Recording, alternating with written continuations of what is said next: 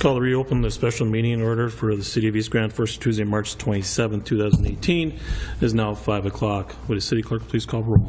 Mayor Steve Gander. Here. Council President Mark Holstead. Here. Council Vice President Chad Grassel. Here. Council Members Clarence Vetter. Here. Mike Pakshavinsky. Here. Tim Riopel. Yes. Henry Tweeten. Yes. Mark Demers. Present. Does term quorum. Number 1, discussion on special use permit application submitted by Verizon Wireless and Valley Golf Association. Mr. Golstead, do you have any opening remarks, or do you want me to go right to the... I have no opening remarks other than this is just an adjourned meeting. It wasn't closed, so if there's any brief discussion, you may allow it. I know Mr. Buell wanted to speak. If you want to come up and just state your name and who you represent. Hello, my name is Eddie Buell. I'm representing Verizon Wireless as the applicant on this application. Just want to respond to a few of the comments made at last week's hearing regarding the accuracy of the photo simulations provided. I went out and measured those trees this afternoon with a Nikon 4C Pro height finder. I found that the pine tree there is 42 feet, and the taller deciduous tree I measured at about 62 feet. So that's what I got as the height of those trees. The location and angle of the picture determine the relativity of the trees compared to the tower structure. These simulations were prepared by a licensed engineer, and we do feel that they are indeed accurate. I know there was a comment about increasing the height of the tower. Verizon redesigned the foundation to accommodate 2 additional users without increasing the height. That was introduced by the third-party engineer hired by the city, and that's not at all what we're trying to do.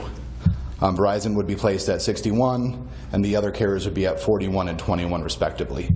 So that's the redesign that we went through. I know that we talked about the location on the existing clubhouse. Planning Commission and city staff thought that that location didn't have any natural screening or buffer, and therefore was not the least conspicuous location for the placement of the tower. It was their opinion that this location is the least conspicuous and is better able to meet the code. I think it's already been confirmed through our propagation maps and RF radio frequency statements, and confirmed by the third-party engineer that no existing structures in town work to fulfill this gap in data coverage. I believe that that's been proven, and we have provided those statements to Ron Gallstad from Verizon RF to show that. I'd just like to reiterate that the Planning Commission did decide that our application met the code and did vote to recommend approval with a 5-2 number, and we're just here hoping that the City Council agrees. Thank you, sir. Anybody else want to address the council this time? Just remember to state your name and your address, please. Dan Parker. I live at 1723 21st Street Northwest. Thank you again for your time. I will try keep it brief and bulleted.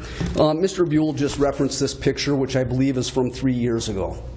When I shot the elevation of the oak tree, the one that is closest to the proposed location of the tower at that time, that tree no longer exists. Okay? So everything you just said right there, throw it out. That oak tree no longer exists in this picture. That was cut down, I believe it was either last winter or the winter before that. Just very simply, Verizon has not proved that the area discussed is the only location that would fill their needs. In fact, it was in this very room, and I want to say it was about 3 years ago at the original Planning and Zoning meeting. Mr. Buell even agreed that there may be better locations to place this tower. Mr. Gall said it was at your desk right over here at the conclusion of that meeting that Mr. Buell, yourself, myself, Mr. Neal, and I believe it was Mrs. Ellis, I'm not positive the fifth person was there. We were looking at aerial views of the north end of East Grand Forks. These views included places like by the tee box on hole 10 now, out by the lift station at the end of hole 10. Areas just on the south side of the new clubhouse, in addition to the parking lot of the clubhouse. At that time, Mr. Buell stated that all of these locations would be sufficient to do what Verizon wanted it to do. Okay? He stated it that day. That's when they went back and re-looked at everything. So my question is, why didn't any of these other areas come to fruition? Is it because the majority of these locations that were identified do not belong to Valley Golf? Or is it because the aesthetically pleasing view of the condos that are northeast of the clubhouse, it's not aesthetically pleasing to them? There are 8 homes at this current location that are closer than the closest condo or townhome to the current location. All 8 of these homes have rear-facing, golf course-facing views. I have 2 windows in the front of my house versus 20 in the back. All of us have porches in the backyard looking at a golf course. If it's not aesthetically pleasing for a condo or a townhouse that's much further away than our 8 backyards, it certainly is not aesthetically pleasing here. That first Planning and Zoning Committee meeting, there was a statement that was made, and I'm not going to say it's a direct quote, but I know for a fact it's very, very close to what I'm going to say. It was from a Planning and Zoning meeting official, Mr. Gary Christensen. He was sitting right in one of these spots right here. And he made a comment, oh, so now you want to put it in my front yard. Just saying, these same condos and townhomes I learned today, I'm not 100% factual on this, but I trust my sources, that there's a very, very close relative of a city council member that lives in those condos and townhomes. May be true. Regardless, I don't care who lives where. I don't care who lives out in the townhomes. I don't care who lives in our neighborhood. Putting this monstrosity in somebody's front yard or backyard is wrong. Okay? Again, Mr. Buell pointed to numerous locations when we looked at that map 3 years ago that would be sufficient for their purposes and their supposed gap in coverage. Some of these locations are not Valley Golf's property. I get that. That should have no bearing on this decision whatsoever. As far as I'm concerned, Valley Golf, as hard as it is for them to do this, they need to stick to growing grass, growing trees, and growing their membership. And ruining their membership and alienating their stockholders is in no way good business efforts by them. Okay? As city council members, who are you here to represent? I've been to, I don't know, 5, 6, 7, 8 hours of meetings, whether it's planning and zoning, whether it's work sessions, whether it's here with the city council. Not one single individual outside of Mr. Buell has ever stood up and said this is a good idea. You represent the citizens of East Grand Forks. And I think the citizens of East Grand Forks have been very clear that this is not needed nor wanted. Okay? That is my ask of you tonight, is all 7 of you to deny this, not just because it's not aesthetically pleasing, but numerous legal reasons that are available to you to deny this. It should not be here.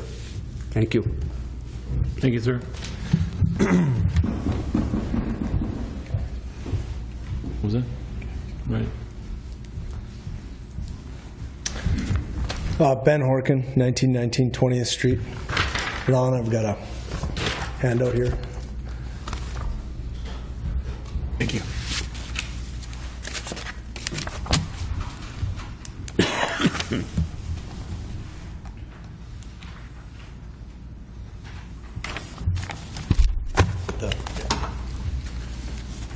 What Ron is going to be delivering to you guys is a overview of some survey work that I did in the past week here.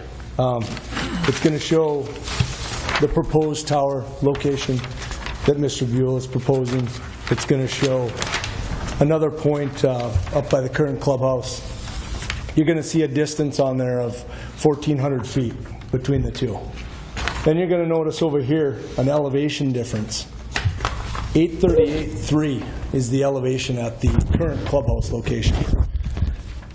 The old clubhouse, or the proposed tower location, is at 827.1 for a difference of 11.1 feet. Now the reason I bring this up is because I'm in contracting. Stuff gets easier, right, as we gain elevation. So it makes sense if we go to the other location that a shorter tower would be needed.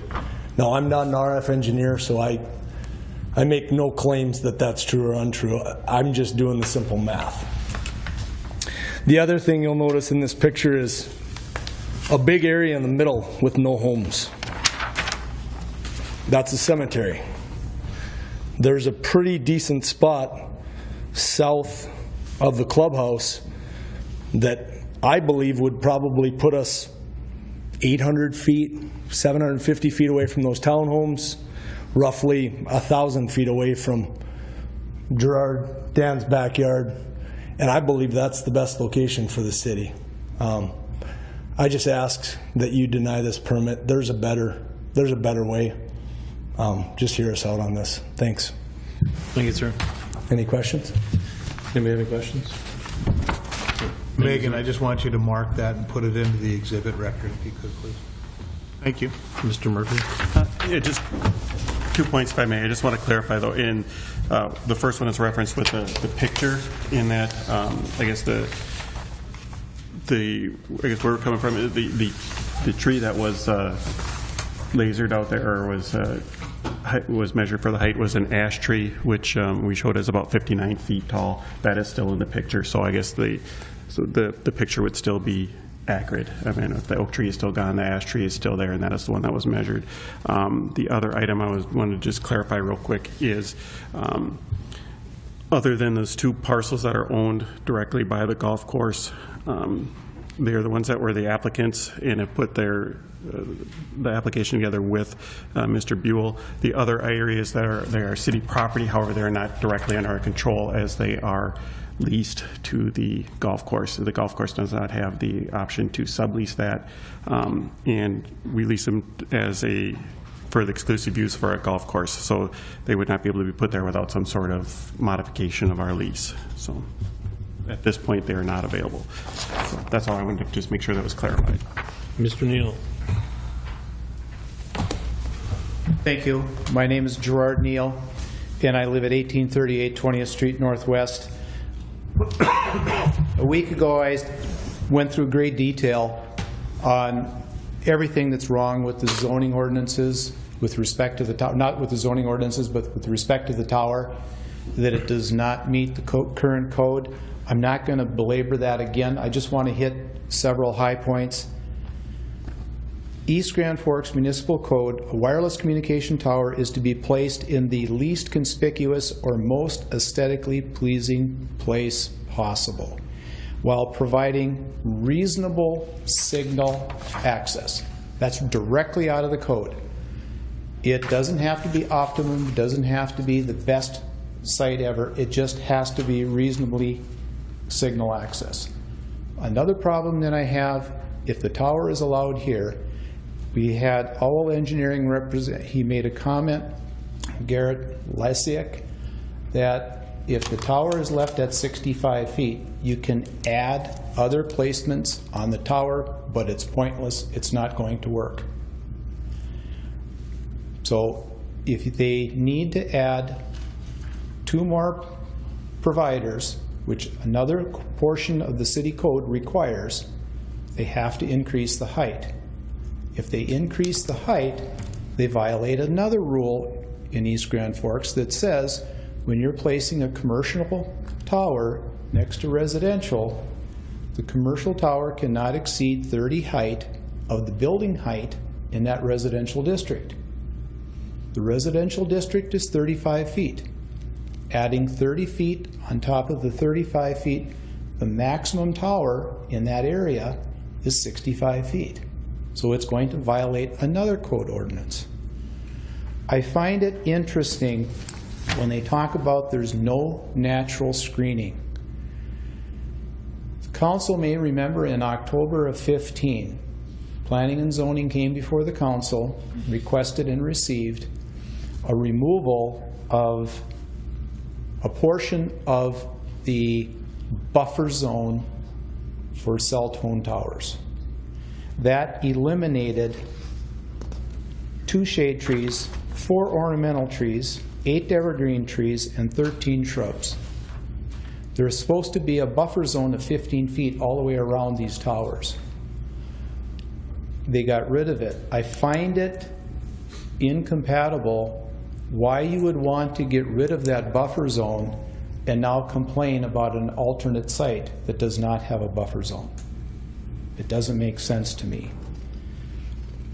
If you look at what Mr. Horkin has done, and he has the elevation for the current clubhouse at 838.365 feet and the proposed location at 827.19. My memory serves me right. The top of my foundation, I had to build it 2 feet above the floodplain level of the 100-year floodplain in 1991 when I started. Top of my foundation, which is level with the ground in my backyard, 834.2 feet.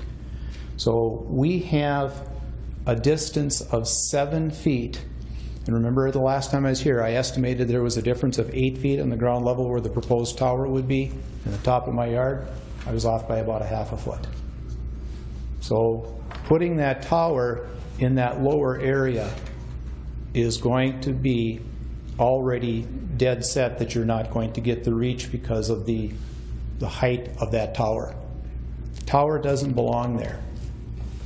And I understand why they don't want the tower up here.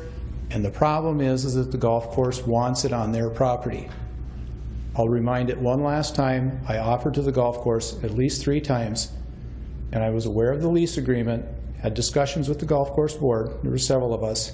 I offered to do the legal work for free, whether it be an assignment, modifying the lease agreement with the city so that they would be allowed to put a structure, a cell phone tower on leased land.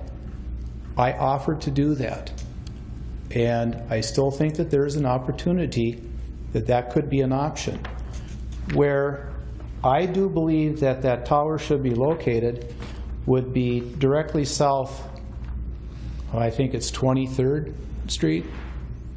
Off to the side, it will be the least obstructive, the least interference with anybody, whether it's up on the condos, whether it's the homeowners, whether it's the property out to the east.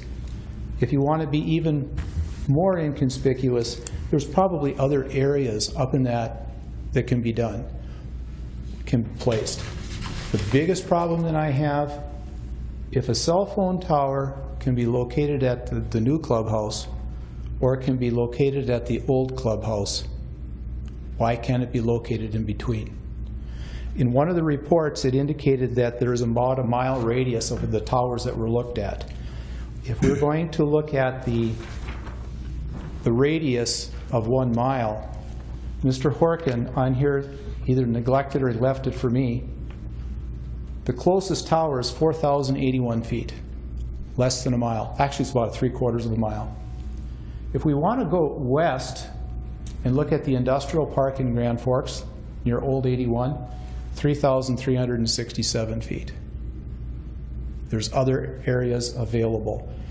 When they say that, whether it be Verizon or Owl Engineering, that they don't have to look or they can't look at other properties, no.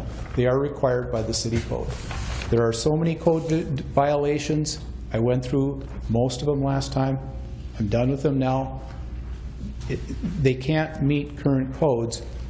They cannot meet altered codes by adding providers that they have to add. It has to be denied. And I would ask that the council deny the petition by Verizon to place a tower in that location presently under their application. Thank you. Thank you, sir. Any questions? Assume not. Thank you. Mr. Buell?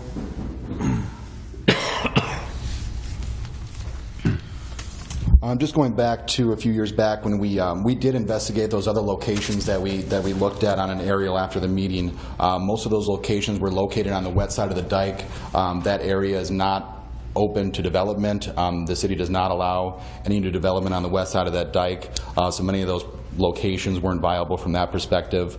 There is a large natural gas pipeline right behind the clubhouse. We had talked about going right behind it so the hill kind of hit it. Unfortunately, with that natural gas pipeline, we weren't able to locate there.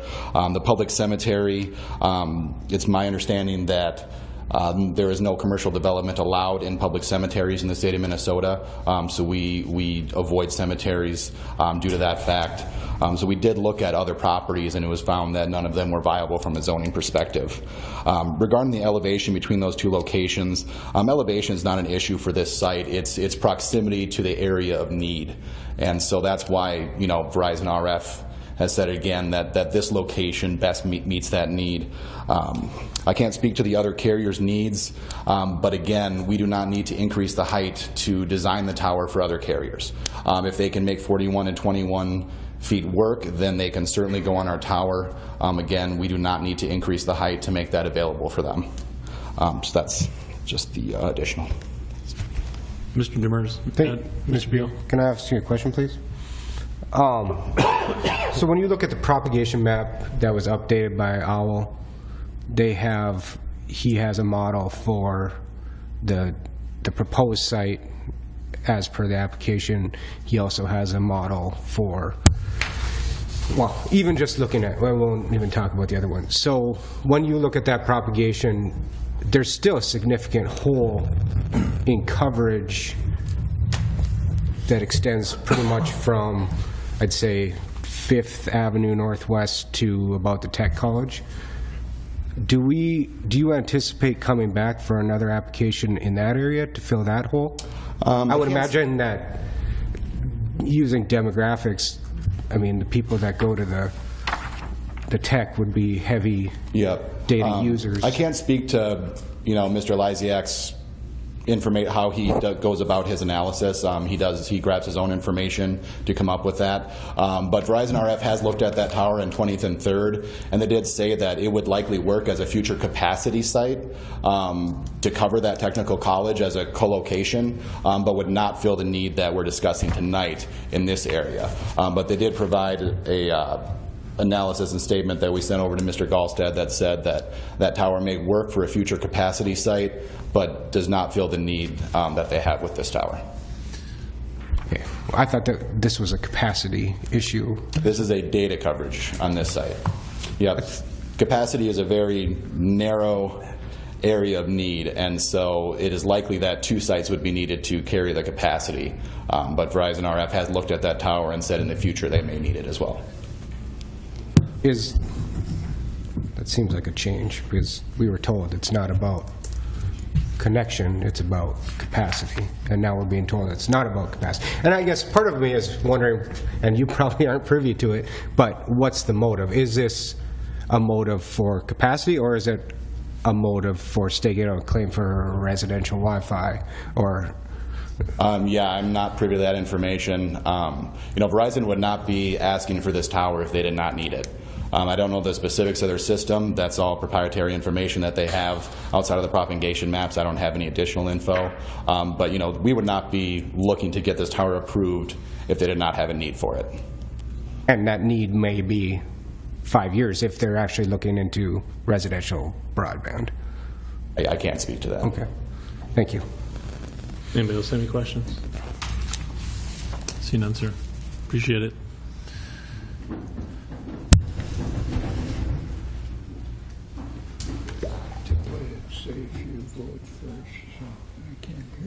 Hello, I'm Randy Gallstad. I live at 1860 20th Street Northwest, East Grand Forks. I've been a resident of East Grand Forks for 46 years. I've supported East Grand Forks in many ups and downs during this time. I've always been proud of being an East Sider. I would hope that the city would be looking at what is best for its residents in the same way.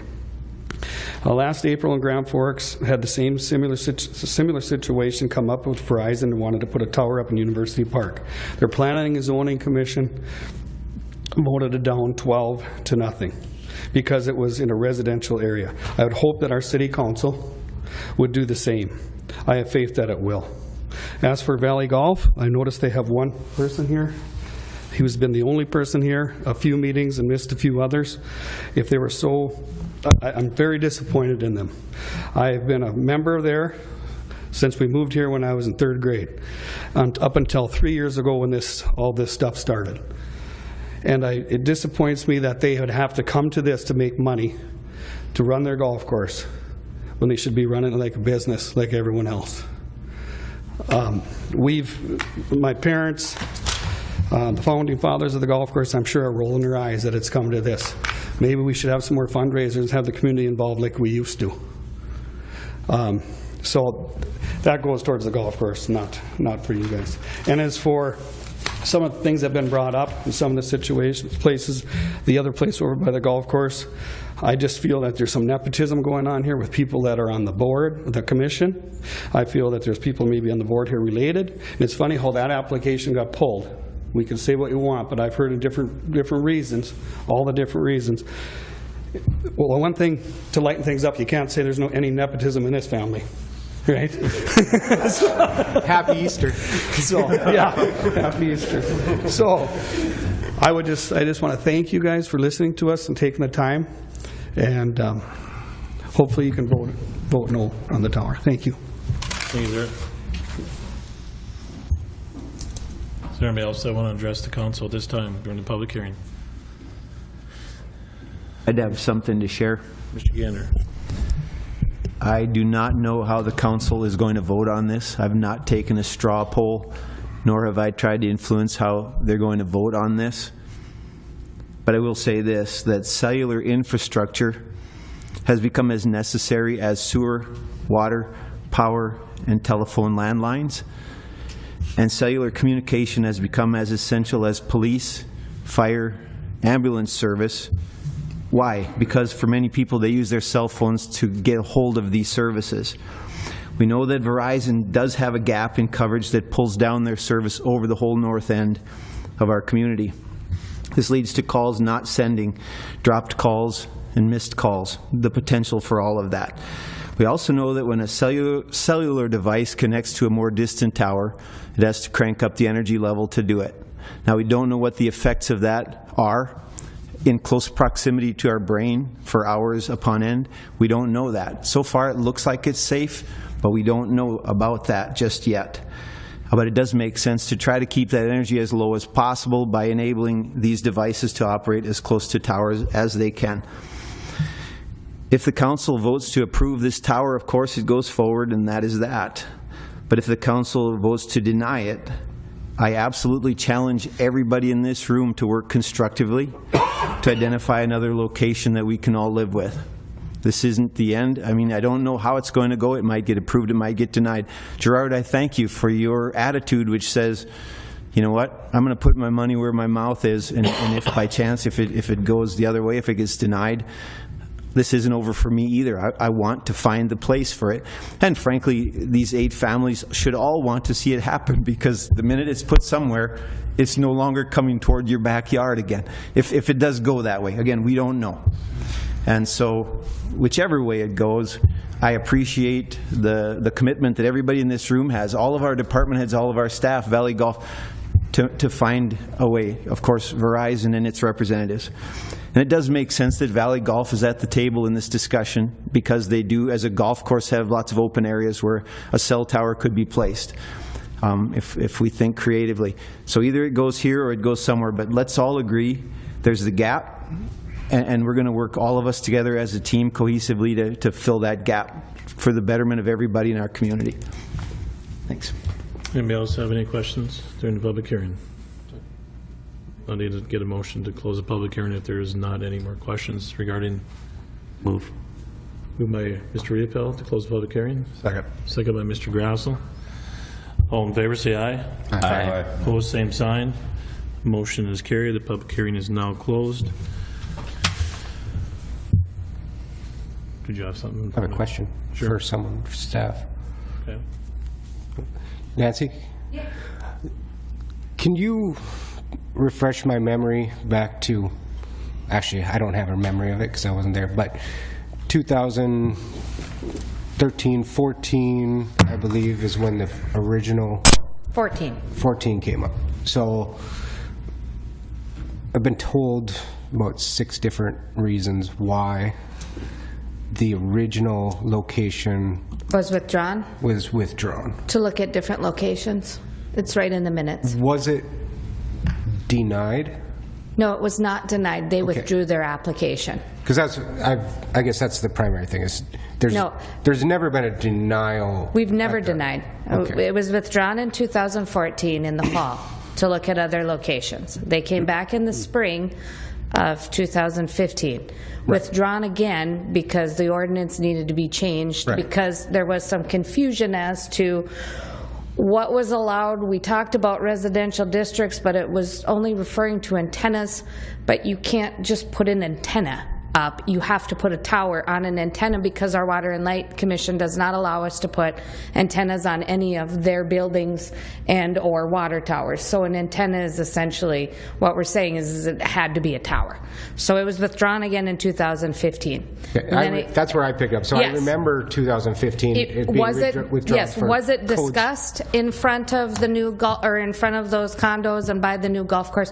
It was, but it was actually withdrawn because it was not a permitted use at that time because it was a tower and not just an antenna. So are you saying in its current configuration as a monopole with the adjusted code?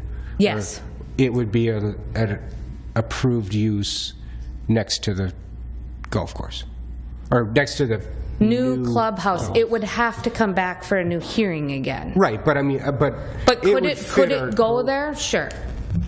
Because I mean, we've heard When a few they times withdrew it, they came back at the old clubhouse again. They didn't come back to the site that they came in 2015. I'm trying to clarify in my mind Yes. where that got changed. Okay. Yep, and most of that should be in the in the packet. The original application in March of 2014 was at the old clubhouse site, the first application. Yes. That was then withdrawn to look for a new site. So then in March of 2015 was when the application was at the new clubhouse site. I guess And withdrawn again. I want to just kind of make sure that there was a theme that said the city council or the planning and zoning denied access to the club. No, and there's nothing in the minutes that states that the planning commission denied it based on where it was. Okay. That's all I need. Thank you. And just to clarify, the buffer yard was not removed from our ordinance. We made amendments to 152-317D only. The buffer yard is in a separate location in the ordinance that remained the same. So we would still be requiring the trees, the bushes, not just the fence, but also the landscaping around it. That is not changed. I would still be requiring that. So I don't want Gerard to think that that would be something that wouldn't be moving forward on any future tower application. So That's all I need. Thank you. any other questions? No, I don't. Thank you. Okay, so I'll move on to, you don't have anything to add, Mr. Murphy? I do not. Okay, thank you. Move on to number 2, consider a motion to either approve or deny a special use permit application submitted by Verizon Wireless and Valley Golf Association. I move to deny. The applicant has not demonstrated that the application satisfies code section 152.002. The special use permit is not sufficiently compatible with adjacent land uses and is unsightly. Not the least conspicuous placement in the designated area will potentially affect the orderly and harmonious development of the district in the future. I have a motion to deny. Is there a second? I second. Mr. Riepel seconds. Is there any further discussion or questions? I see none. Roll call, please. Olsted, Voting yes to deny. Grassel, Yes. Demers, Yes. Vetter, Yes. Pakshavinsky, No. Riepel, Yes. Tweeten. Yes. Motion is carried. The application has been denied. Entertain a motion to adjourn the special meeting. Move. Moved by Grassel, second by Demers. All in favor, say aye. Aye. Opposed, same sign. Motion is carried. Special meeting is now adjourned. We'll move down to the first floor.